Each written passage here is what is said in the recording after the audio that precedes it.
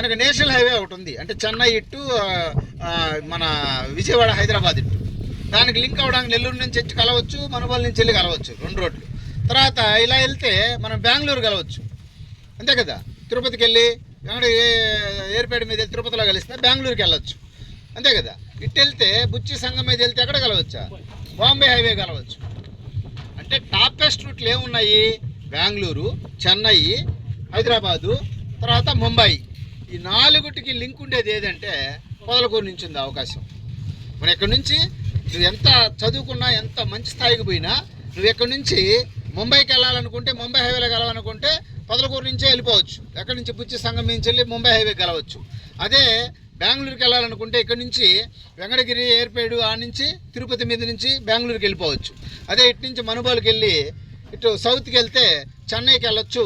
అదేవిధంగా నార్త్కి వెళ్తే హైదరాబాద్కి వెళ్ళొచ్చు, విజయవాడకి వెళ్ళొచ్చు, అంతే కదా, అమరావతికి వెళ్ళడానికి. అంటే మన ఆంధ్ర రాష్ట్రంలో ఏవేవైతే టాపెస్ట్ రూట్స్ ఉన్నాయో అన్ని రూట్కి లింక్ ఉన్నటువంటి ఏరియా పొదలకూరు. కాబట్టి ఈ ఏరియాలో మనకంటూ ప్రాపర్టీ ఉంటే చాలా మంచి ఇది ఉంటుంది. పిల్లలకి మంచి పార్క్ లాగా ఉండే ప్లే ఏరియా ఇస్తారు, ఓపెన్ జిమ్ ఇస్తారు, రోడ్స్ ఉన్నాయి, ఎలక్ట్రిసిటీ ఇస్తారు, కాంపౌండ్ వాళ్ళు ఆల్రెడీ చేస్తూ ఉన్నారు. ఎంట్రన్స్ కూడా చాలా బాగా ఎంట్రీ ఉండేటట్టు, ఆర్చ్ వచ్చేటట్టు చాలా బాగా ఎంట్రీ ఇస్తారు. డెవలప్మెంట్ విషయంలో మీరు అసలు ఏం ఆలోచించబాకండి. డ్రింకింగ్ వాటర్ చాలా బాగుంటాయి, నీళ్ళు కూడా. బ్లాక్లో 11 ప్లాట్లు ఉన్నాయి, ముందు ఉండేటువంటి మొత్తం అడ్డు రోడ్డుకు ముందర 11 ప్లాట్లు ఉన్నాయి.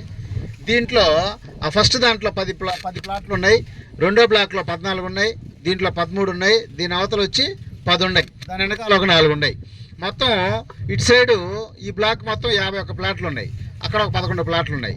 కొన్ని మార్టిగేజ్లో ఉన్నాయి, అవి రిలీజ్ అవుతాయి, అవి కూడా వస్తాయి. అంటే మన ఎస్టేట్ మేనేజర్ చెప్పినట్టు దాదాపు ఒక 80 ప్లాట్స్ మనకి ఇక్కడ అవకాశం ఉంది. అదే చెప్తా ఉన్నాడు, వెనక 11 ఎకరాలు వస్తుందనా. పక్కనే నంది మండలం భానుశ్రీ వాళ్ళది ఒక 8 ఎకరాలు ఉంది. వాటికి వేరు ఇవ్వాలంటే మన సైట్లో నుంచే ఉన్నాయి వాళ్ళకి దారులు. వాళ్ళు ఖచ్చితంగా మనకి అప్రోచ్ అవుద్ది. ఇక్కడే చిన్నగా ఒక 25-30 ఎకరాల పైనే మనకి గ్యాదర్ అయ్యేటట్టుంది. ఇంకా మంచి లేఅవుట్లు కూడా ప్లాన్ చేస్తున్నాం.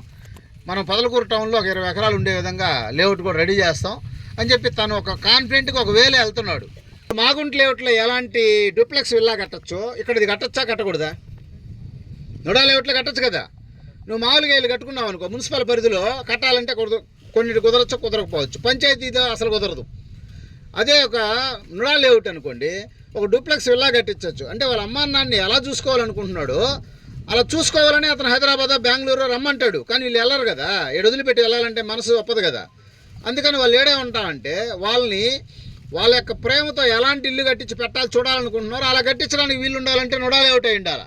అలాంటి నుడా లేఅవుట్ మనము 40-50 వేల లోపు రావడం ఏంటంటే అసలు ఆశ్చర్యంగా వల్ల. 40,000లో ఏమి చేయాలి, ఇంకా ఏం ఖర్చులు పెట్టాలి? ఒక 2000 నుంచి 2010 లోపల వ్యాపారం చేస్తుంటేవే ఆ టైంలోనే 30,000 అయితే కళ్ళు మూసుకొని కొనుక్కోండి అడవిలేనని చెప్పేది మేము. 2020 దాకా 50-60 వేలు అయితే అసలు మీరు ఎక్కడైనా అడివైనా కొనుక్కోండి అని చెప్పేది. ఇప్పుడు ఏం చెప్తున్నామంటే ₹1,00,000 లోపు అంటే మాత్రం మీరు అసలు అదృష్టవంతులు, ఎక్కడైనా ప్రాపర్టీ కొనొచ్చు.